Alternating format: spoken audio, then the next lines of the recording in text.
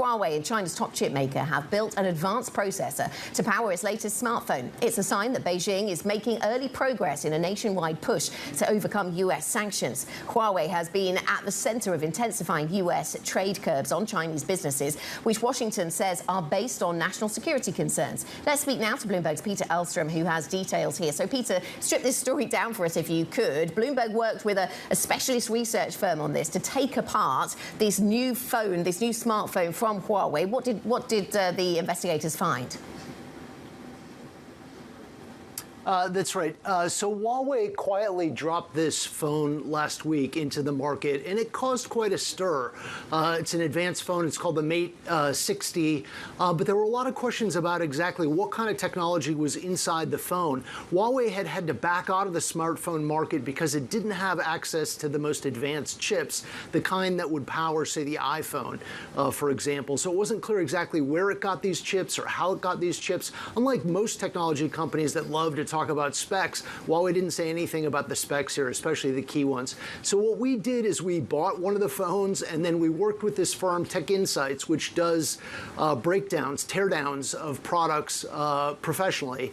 And they looked at the components inside the phone. And what they found was very, very interesting. They found that there is an advanced semiconductor inside the phone that's made by SMIC. That's a Chinese chip-making company that's not known to have these kinds of capabilities.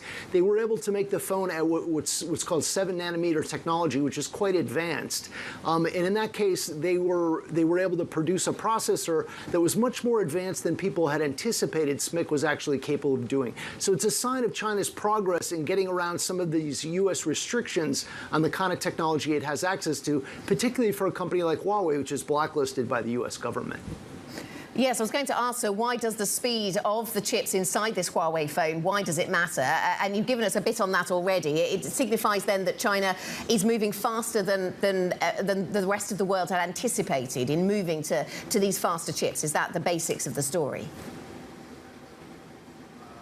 That's right. That's right. The U.S., you'll recall that last year the Biden administration imposed export controls on China. And it was trying to draw a line in the sand where China would not have access to chips that were more sophisticated than 14 nanometer, which is about 7 years beyond the latest cutting-edge technology. And now China has shown that actually internally in China it can make these 7-nanometer chips, which are only about 5 years behind the latest technology. So it's a step forward. There's much that we don't know about this chip. We don't know what kind of volumes Huawei and SMIC can make together of these chips. We don't know whether they can make them at a cost that's competitive on a global market. But it is a sign that they're able to make some progress in this area that's been so contentious, and is something where the U.S. has tried to limit their ability to kind of delve into these kinds of technologies in the future. Yeah, and really interesting, Peter, that they dropped this phone so quietly then, given the obvious interest in that subject. So will this affect the geopolitical clash then between Beijing and Washington? If Beijing is moving faster on its own than anticipated, does that limit the effectiveness of the Washington sanctions? Well, it certainly is going to get the attention of the U.S., the Biden administration, and particularly the Commerce Department, which has been at the forefront of trying to impose these restrictions. It's a sign that the sanctions that they have in place right now may not be as effective as they thought they had been in the past. It seems like they are making some progress here.